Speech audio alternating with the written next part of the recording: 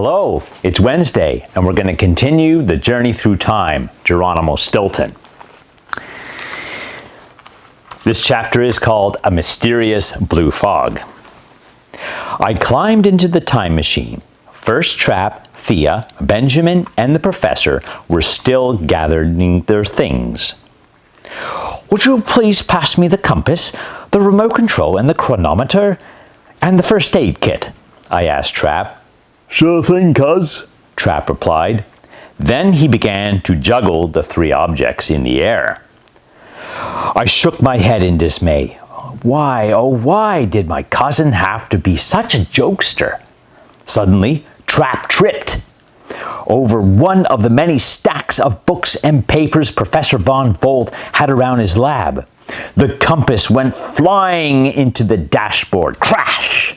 The remote control bonked me on the head, clonk, and the first aid kit hit the door of the Mouse Mover 3000, causing it to slam shut.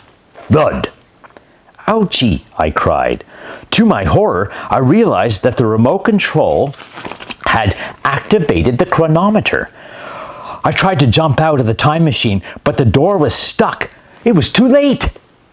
The Mouse Mover 3000 began spinning faster and faster. I heard an extremely loud sound and understood why the professor had suggested earplugs. The little ship filled with a mysterious blue fog, and I heard a huge bang, bang. The time machine came to a sudden stop.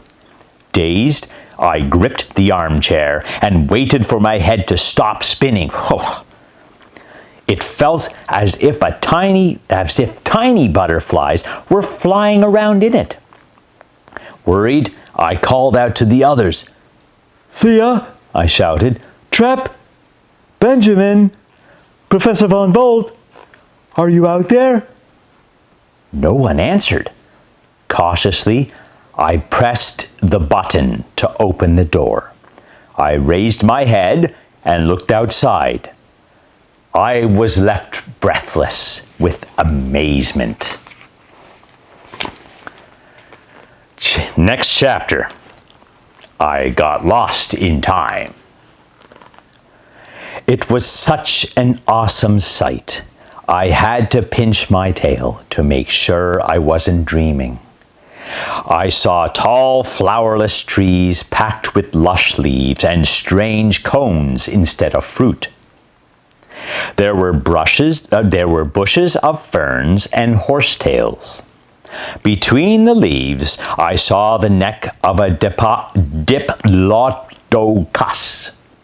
emerge from the pond. Next to it was the armored tail of a stegosaurus.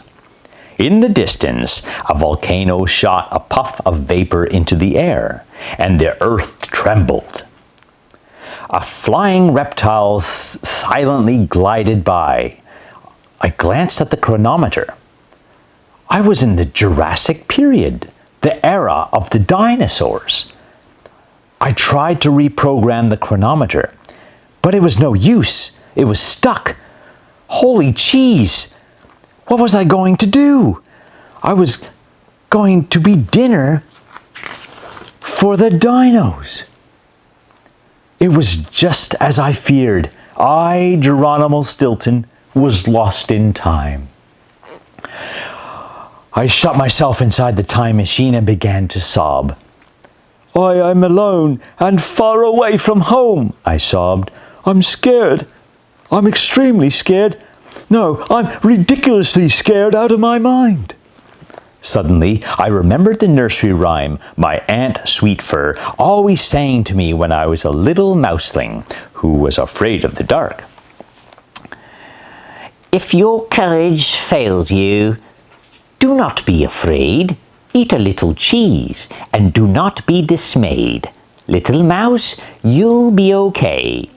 If you know what to do, be brave and calm and carry on, and you will make it through. I sighed at that point. Sweet Aunt Sweetfur would always give me a little kiss and offer me a morsel of cheese. I would ask her, Auntie, Does cheese make fear go away?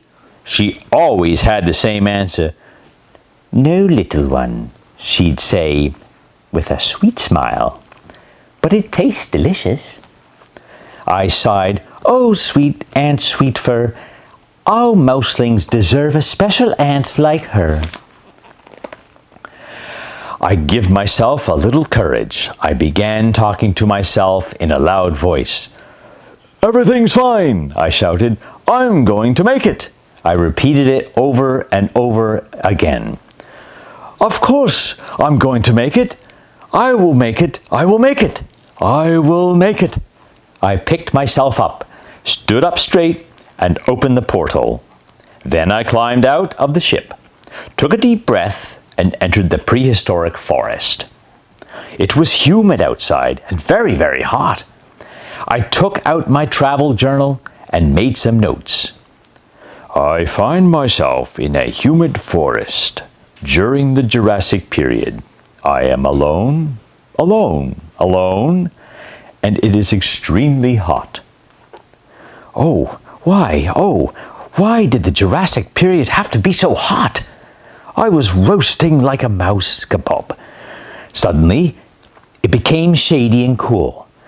I breathed a sigh of relief. And how wonderful, I exclaimed. The sky is getting cloudy, and I'll have a break from this terrible heat. I looked up in the sky, but I had barely lifted my head when an enormous Rhamphorhynchus grabbed me in his claws and mouse-napped me. Wait till next Wednesday to see what happens next. Thank you.